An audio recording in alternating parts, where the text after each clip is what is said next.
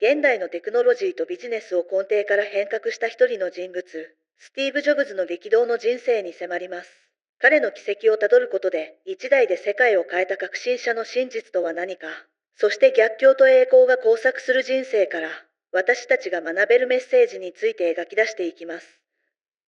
1955年、サンフランシスコに生を受けたスティーブ・ジョブズは、養子としてカリフォルニア州のごく一般的な家庭に迎えられました。幼少期のジョブズは常に周囲の枠にとらわれず、独自の感性と好奇心を持っていました。親から与えられた無限の可能性は、すぐに彼の内面における現状打破の精神へと成長します。彼の青年期は一見平凡な日常の中にも、コンピュータやエレクトロニクスに対する異常な興味が芽生えていく時代でもありました。学校での得意な才能や周囲の期待と現実とのギャップは、後の彼の創造性を刺激する素地となったのです。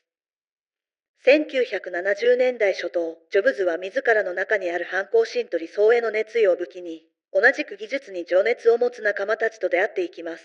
その中でも特に運命的な出会いとなったのが、天才技術者スティーブ・ウォズニアックです。ウォズニアックの技術とジョブズのマーケティングやデザインへの鋭い感性は、互いに補完し合う形で次第に、アップルという大きな夢へと結実していきました。彼らは1984年にパーソナルコンピュータ市場に革命を巻き起こすため、シリコンバレーの情熱あふれるムードの中で、初のシンプルかつ直感的なコンピュータを生み出そうと決意します。1976年、ジョブズとウォズニアックは車庫での作業から始まり、アップルコンピューター社を設立します。初代アップル1や続くアップル2の大ヒットは、パーソナルコンピュータという概念を一般家庭にもたらしました。当時はコンピュータが専門家の道具である中、ジョブズは誰もが手軽に使えるコンピュータを夢見、その理念を実現すべく日夜奮闘しました。彼の情熱は従来のビジネスモデルや技術常識を覆し、より人間味あふれるデザインや操作性に焦点を当てるアイデアをもたらしました。アップル2はただの製品ではなく、情報革命のシンボルとして、多くの人々に夢と希望を与えたのです。ジョブズの経営哲学は常にシンプルさと美を追求するものでした。彼は技術製品におけるデザインの重要性を強く訴え、機能と芸術性が調和するプロダクトを作り出すために、細部に至るまで徹底したこだわりを持っていました。iMac、iPod、iPhone、iPad といった製品群は単に機能的なガジェットではなく、人々の生活様式そのものを変革するイノベーションでした。これらの製品は技術とデザインの融合により、新たな市場を創造し、従来の業界常識を根底から覆しました。ジョブズのプレゼンテーションは一種のパフォーマンス芸術とも言えるほど、観客を魅了し、彼が提唱する未来へのビジョンを強烈に印象をつけました。しかし、ジョブズの人生は常に順風満帆ではありませんでした。1985年、アップル内部の経営対立により、彼は自らが築き上げた帝国から追放されることになります。この出来事は彼にとって大きな挫折であり、自己の限界と向き合う苦しい瞬間でした。それでもジョブズは、この挫折を糧に再び立ち上がる決意を固め、ネクスト社という新たな挑戦に乗り出します。ネクスト社は当初、ハイエンドのパソコン市場に狙いを定めたものでしたが、そこに込められた革新的な技術は、後のソフトウェア開発に大きな影響を与えることになります。同時期には、彼の情熱が再び輝く瞬間を迎え、ルーカスフィルム社から分離したピクサーアニメーションスタジオとの出会いが、彼の創造的な可能性を再拡大させました。ピクサーは、ジョブズのリーダーシップの下で、トイ・ストーリーをはじめとする、数々のアニメーション映画を世に送り出し、エンターテインメント産業に革命的な衝撃を与えました。1997年、かつての仲間との運命的な再会が訪れます。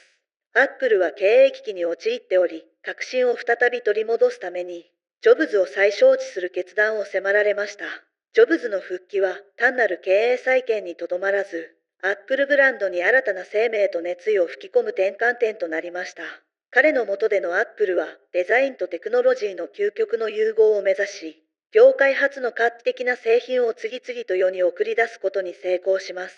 iMac はパソコンのあり方を一新し、iTunes や App Store は音楽産業やアプリケーション業界全体に新しいエコシステムを構築。そして何といっても iPhone は通信、エンターテインメント、ビジネスの枠組みを根本から覆す存在となりました。ジョブズのカリスマ性は、再びアップルの社内外に強烈なインパクトを与え、彼のビジョンは次々と形になっていきました。ジョブズは革新者としての高貴ある業績の裏に、常に厳しい自己批判と人間としての葛藤を抱えていました。彼の独断的で完璧主義な姿勢は、多くの部下や同僚にとって時に厳しい現実であり、同時に最高の成果を追求するための原動力でもありました。熱意と情熱を持つがゆえに、時には周囲との衝突も生み出しました。それでも彼は失敗から学び、自己改革を繰り返すことで、数々の逆境を乗り越えていったのです。彼が残した現状に甘んじず、常に革新を求めるという姿勢は、今日のビジネスパーソンやクリエイターたちにとって永遠の名言として語り継がれています。ジョブズは自己の内面にある矛盾と向き合いながらも、どんな困難にも立ち向かう姿勢を崩さず、未来を信じ抜くことの大切さを私たちに示してくれました。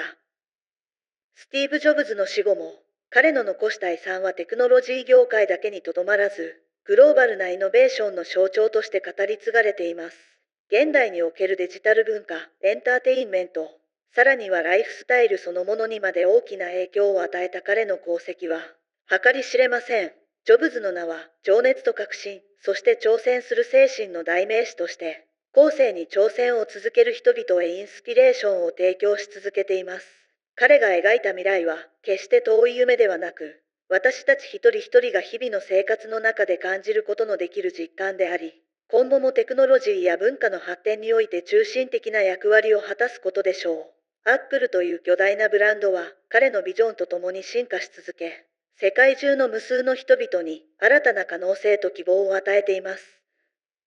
スティーブ・ジョブズは、たとえその人生が激動であったとしても、その奇跡は多くの人々に強い影響を与え、未来への光を灯し続けています。成功の裏に隠された数々の試練、そしてその度によみがえる挑戦の精神は、今日、世界中で起業家やクリエイター、そして夢を追いかけるすべての人々に大きな勇気と示唆を与えています。私たちは彼の物語を通して、ただ単に技術革新の先駆者というだけでなく、一人の人間としての熱い情熱、無限の可能性、そして挑戦の美学を学ぶことができます。未来は決して静的なものではなく、常に変化し続けるもの。その変化の波に乗るためには、恐れずに未知なる世界に足を踏み入れ、何度転んでも立ち上がる強い心が必要なのです。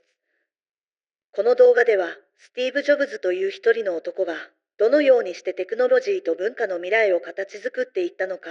その奇跡と情熱、そして苦悩と成功の裏に隠された真実に迫りました。彼の生涯は、我々にとって可能性という言葉の本当の意味を問いかけると同時に、挑戦し続けることの価値を改めて教えてくれるものです。